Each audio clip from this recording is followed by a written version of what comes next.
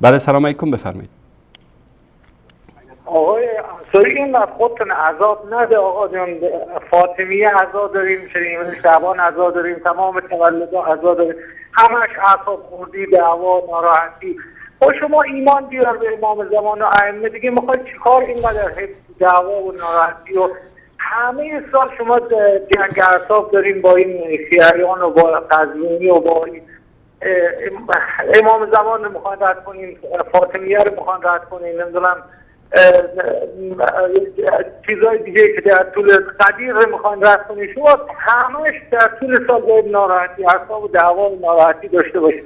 آخه دیگه چیزی برای آدمی زاد نمیمونه. شما اهل سنت رو هم ناراحت و عصبانی دارین، خودتون هم آخه برادر من اینقدر جنگ اعصاب اینا چه جوری داره برای شما؟ یک کلمه حق رو قبول کنین، ایمان بیارین، تموم میشه دیگه. این که ناراحتی نداره، بهشتی هم میشین، از جهنم هم خلاص میشین. چرا همه جوره خودتون تو عذاب داریم؟ همه جوره برای خودتون گرفتاریم.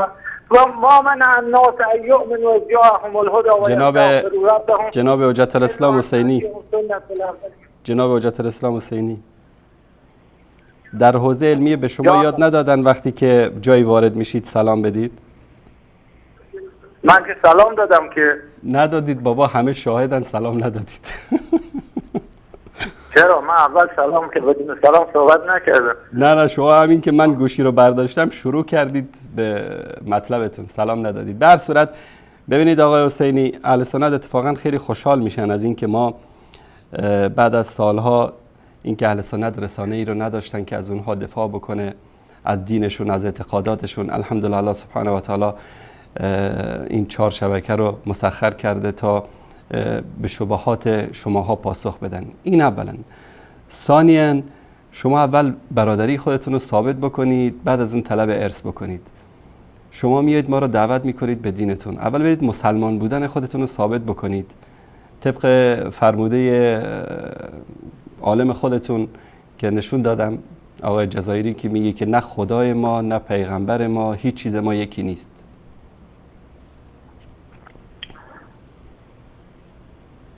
این که میگن یکی نیست یعنی اینکه صفاتی که اونها میشمارن با صفاتی که ما میشماریم فرق داره.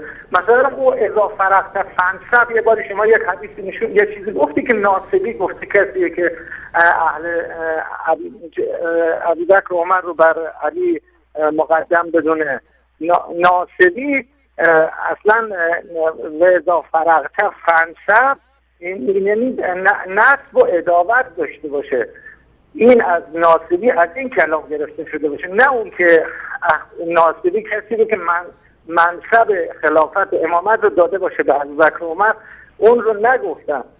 اون که امام ابو حنیفه، نعمت الله جزایری میگه که امام ابو حنیفه رحمه الله ناصبی است، در حالی که ایشون عداوت و دشمنی با اهل بیت نداشته، بلکه از شاگردانشون هم بوده طبق فرموده نعمت الله جزایری. خب احسن دیگه، همین من میگم. یعنی اینجا ناصبی به معنای اون کسیه که منصب خلافت و امامت رو داده باشه به ابوبکر و عمر. این چون الان خودتون حالا سنی در دنیا وجود داره که بگه که ابوبکر و عمر و عثمان قبل از علی دارای فضل و منزلت نیستن و خلفای راشدین نیستن. کسی رو سراغ دارید شما؟ خب دیگه این باعث دشمنی و کافر شدن و اینا نمیشه، باعث نجاست نمیشه. نه ناصبی اگه دو معنا داره، اگه به معنای دشمنی و عداوت بگیریم میشه بله کفر. اگه به معنای فاذا فرغت فانصب، در کجا گفته؟ یک مصدر نشان بده آقای حسینی، تو که آخوند هستی. آقای حسینی شما این ربطی نداره به این ناصبی که اینجاست. آقای محترم یک مصدر از مصادر دست اول شیعه رو بیار که در اونجا گفته باشه که اهل سنت کسانی که ابوبکر و عمر و عثمان رو قبل از علی خلیفه میدونن و به امامت اعتقاد ندارن، اینها ناصبی نیستن. یکی از مصادرتون رو بگو که اینا ناصبی نیستن.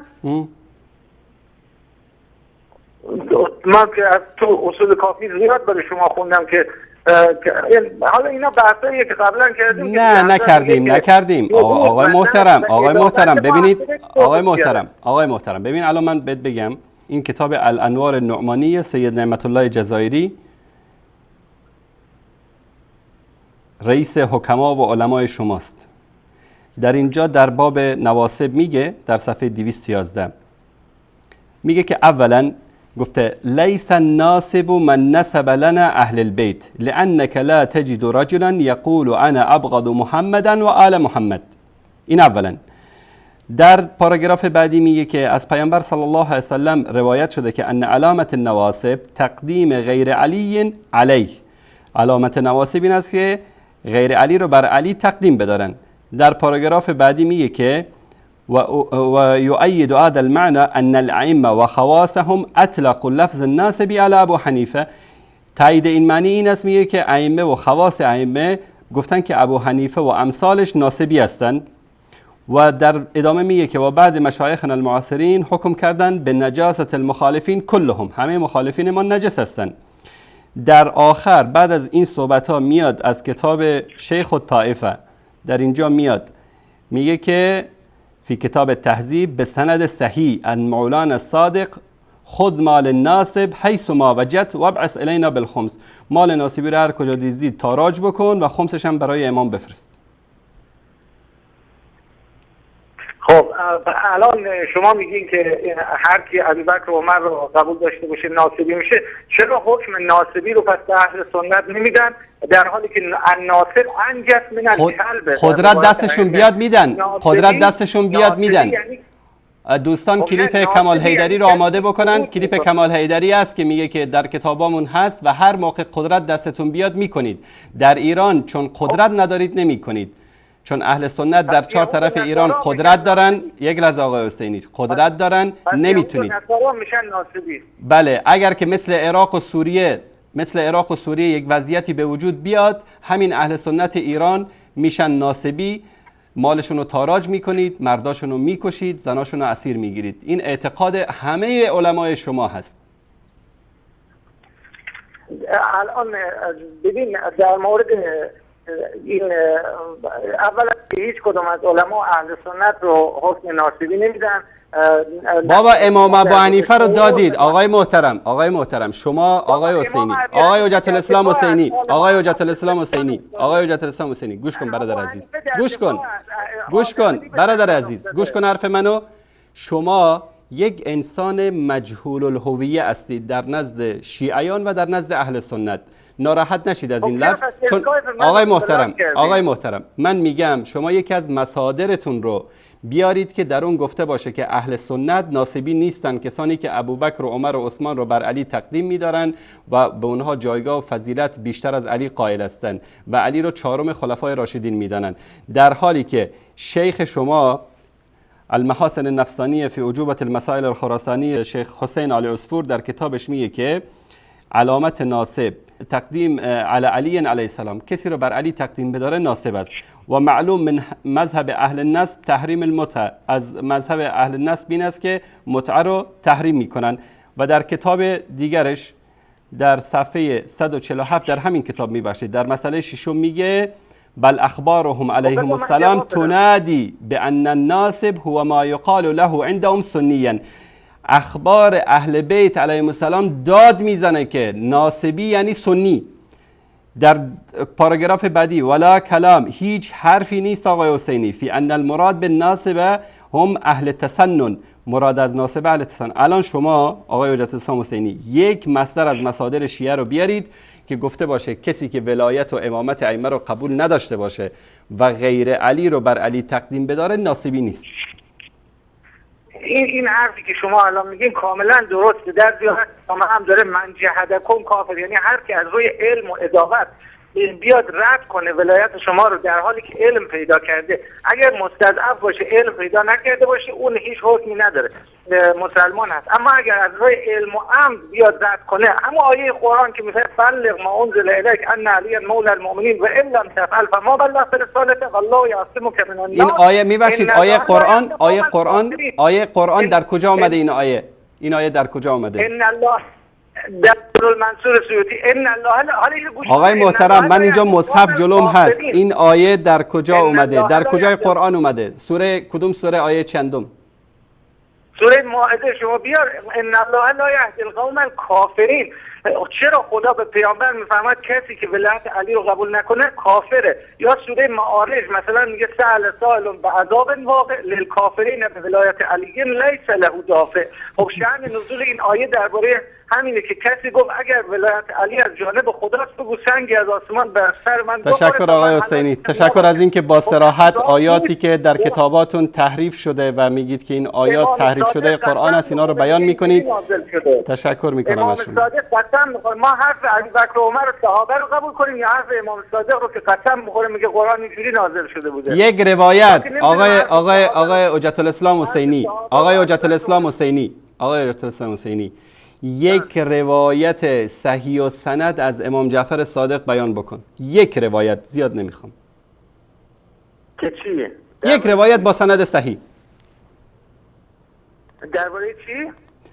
در مورد هر چی میخوای، در مورد سگ و گربه، هر چی دوست داری، یک روایت اما با سند صحیح از امام جعفر صادق برای من روایت بکن از کتابای خودتون. خب شما اگر دینتون در محمد و رسول الله میگیرین، هر چی که امامان ما گفتن خودشون میگن که حدیث من پدرم از آبا از اجداد از یک روایت صحیح. آقای محترم آقای حسینی، جناب حجت الاسلام حسینی، بابا جان من دارم فارسی صحبت میکنم. یک حدیث صحیح در مذهب شیعه اثناعشری از یکی از کتاب‌های معتبرتون با سند صحیح از امام جعفر صادق برای من با سندش بخون. بسم الله. حدیثی که من از روایت شیعه بگم برای شما حجت نمیشه، حدیث سنی هم برای من حجت. بابا جان با تعریفی که ما رواه عدل الامامی الضابط فی جمیع الطبقات بدون شذوذ والعله، این تعریف حدیث صحیح در مذهب شماست. با این تعریف یک حدیث صحیح از کتاب‌های خودتون برای من بیار از امام جعفر صادق. بسم الله. الان میارم واسه. بسم الله. با سند صحیح. درباره همین آیه‌ای که در قرآن آمده که در نطفه آیه آمده که ان الذين آمنوا ثم كفروا ثم آمنوا ثم كفروا. سند اول سندشو بگو. الان بس.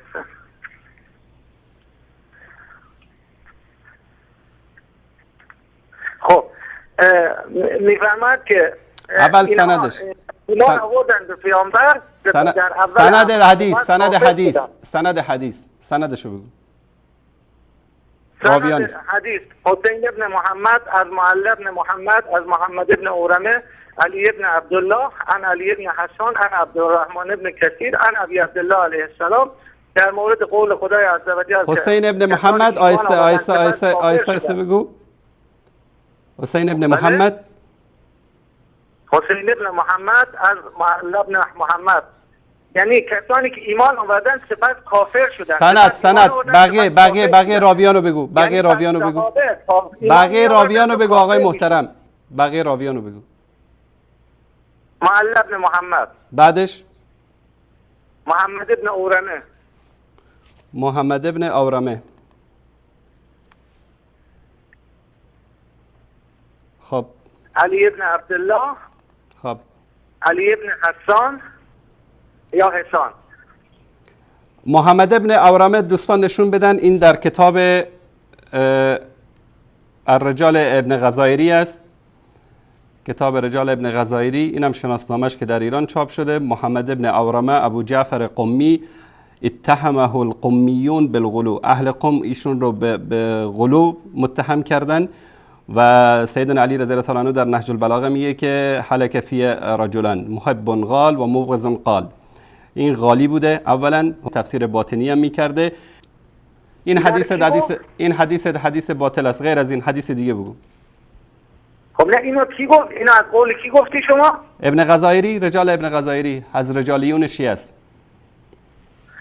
خب این الان حدیث داره آیه قرآن رو میگه. آیه قرآن میگه تشکر آقای حسینی، تشکر. غیر از این حدیث دیگری داری؟ حدیث صحیح داری؟ آقای محترم حجت الاسلام، حدیث صحیح داری؟ حدیث صحیح که چی؟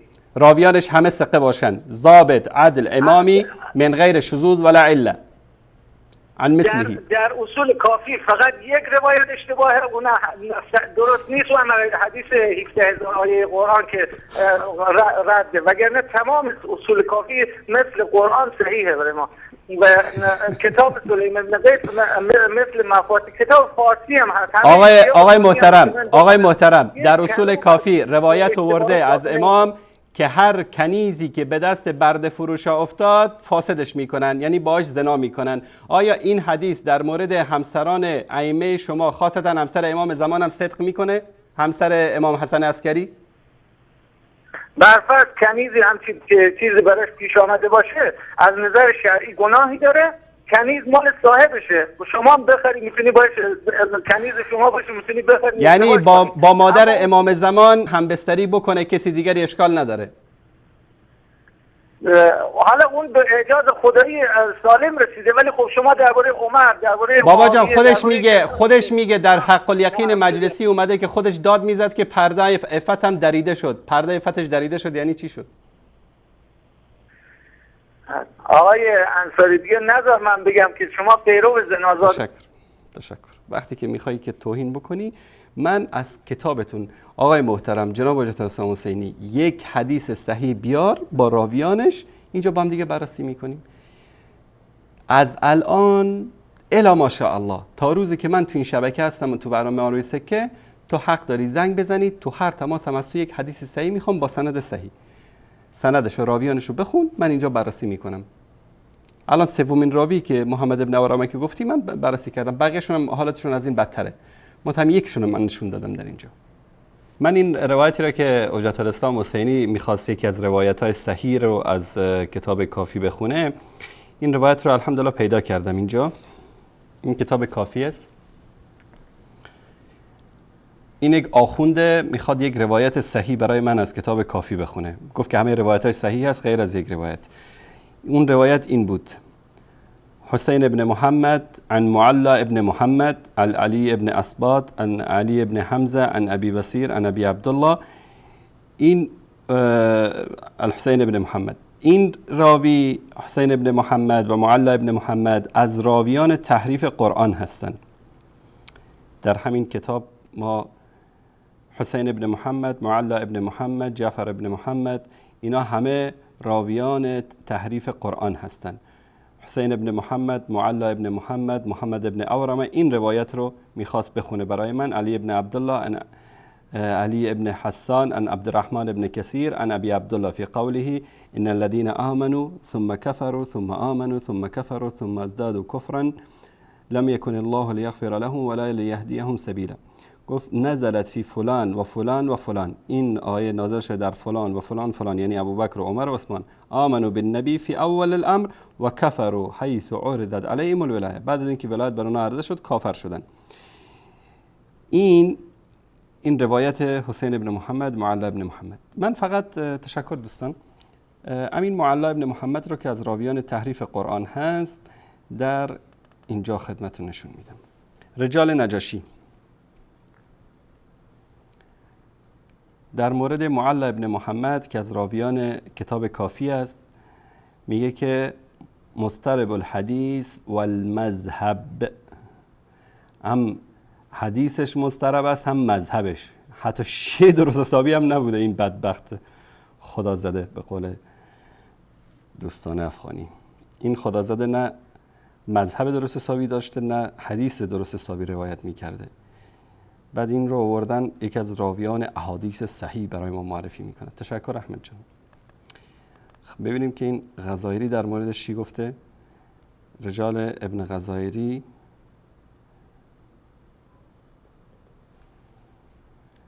در مورد میگه که معل ابن محمد بصری ابو محمد یعرف حدیثه و ینکر، حدیث شناخته میشه و رد میشه. یروی عن الضعفاء، از آدمای ضعیف روایت میکنه. این آقا از دستگلایی که باب میداده این بوده که از آدمای ضعیف میرفته روایت میکرده و حدیثش هم باید رد بشه. اینا رو ما نمیگیم، رجال شناسای خود شیعه می. بعد این حجت الاسلام حسینی میاد برای من حدیث صحیح میگه. ندارید آقای حسینی، ندارید، حدیث صحیح ندارید، مردم رو فریب ندید. چطور بهتون بر میخوره که از حق الیقین مجلسی براتون میارم در مورد مادر امام زمان میسوزید؟ اون موقعی که تو شبکه ولایت و اهل بیت و امام حسین توهین میکنید به حضرت عایشه، بخورید. فمن اعتدى علیکم فاعتدوا علیه بمثل ما اعتدى علیکم.